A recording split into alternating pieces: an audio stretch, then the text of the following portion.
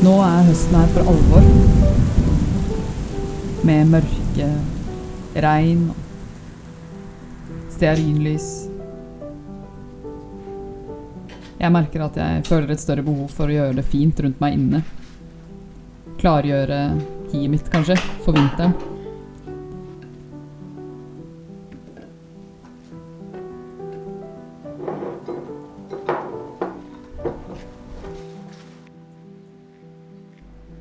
Høsten kan også være en veldig travel tid for sanking. Det utrolig mye som modnes akkurat nå. Og egentlig også ganske mange blomster spirer fremdeles etter sommeren.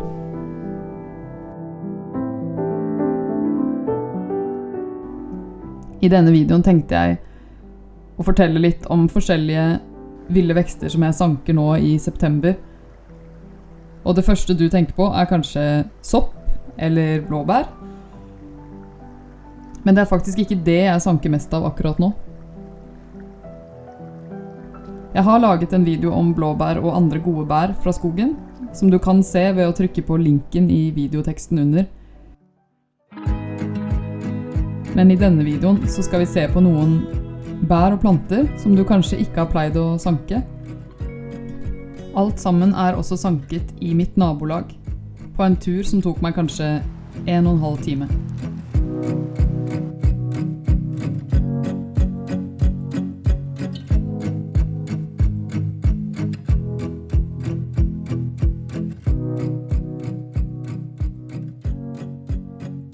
Først ut brenneslefrø.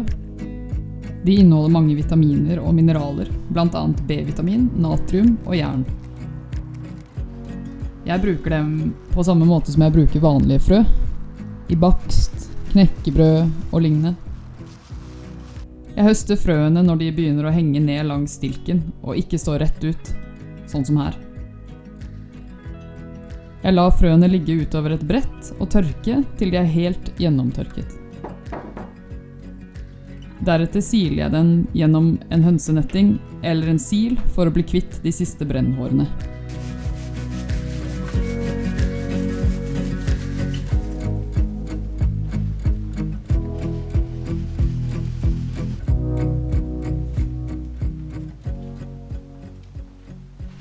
Bladene og stilkene sparer jeg også på til å lage te med.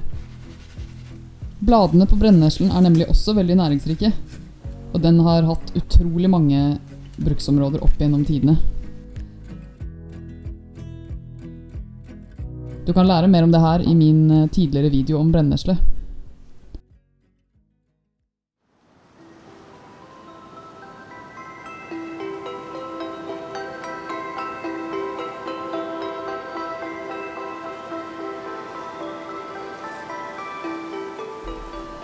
Det neste som jeg virkelig anbefaler dere å sanke nå, svarthyllbær.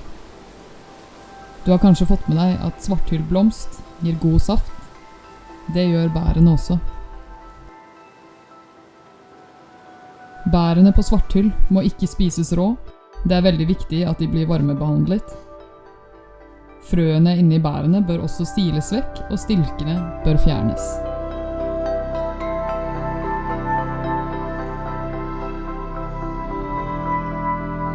Derfor synes jeg at det lettest å koke saft og gelé på bærene. Da kan jeg varmebehandle bærene og sile dem gjennom et kjøkkenhåndkle.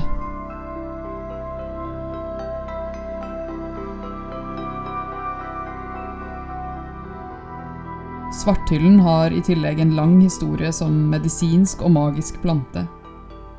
Den ble tidligere blant annet brukt mot ulike former for luftveissykdommer, feber og anspenthet. Man trodde også at det å plante en svarthyllbusk utenfor huset beskyttet mot sykdom og onde krefter, og at det bodde vetter under busken som man kalte for hyllefolket.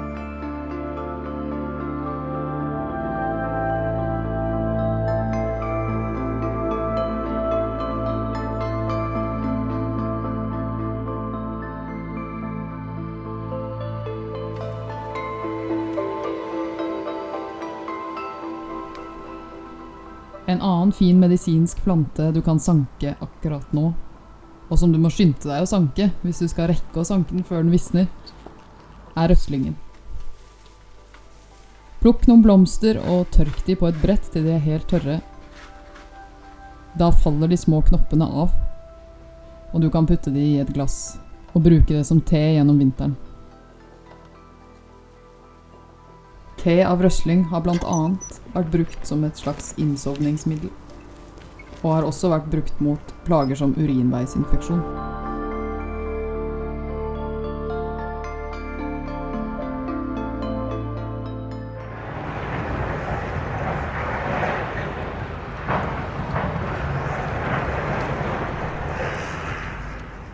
Som du hører, er ikke alltid sankingen min like idyllisk. Her er jeg ute i nabolaget mitt og sanker nyper. Nyper er proppfulle av C-vitamin, og vokser stort sett alltid et eller annet sted i nabolaget ditt.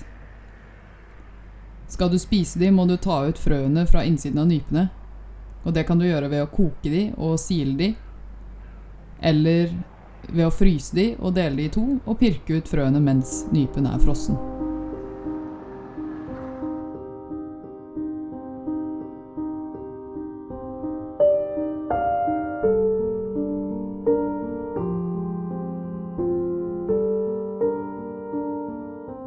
Det siste jeg vil tipse dere om er aroniabær. Aronia er en prydbusk som ofte plantes rundt skolegårder, langs veien og ved parkeringsplasser. De fleste vet ikke at bærene på denne busken er spiselige, og inneholder mer antioksidanter enn blåbær, og 20 ganger mer vitamin P enn i epler og appelsiner. Vær obs på at det finnes busker som ligner denne, og som har giftige bær. Noen kjennetegn er de sagtannede bladene, krysset i bunnen av bæret, og den rødlige fargen på saften. Aronia vokser i klaser, så det er lett å plukke mye på kort tid. Jeg spiser gjerne bærene rå, men om du syns de blir litt bitre, kan du lage saft og syltetøy. Eller du kan oppbevare dem i fryseren og ha dem i smoothier.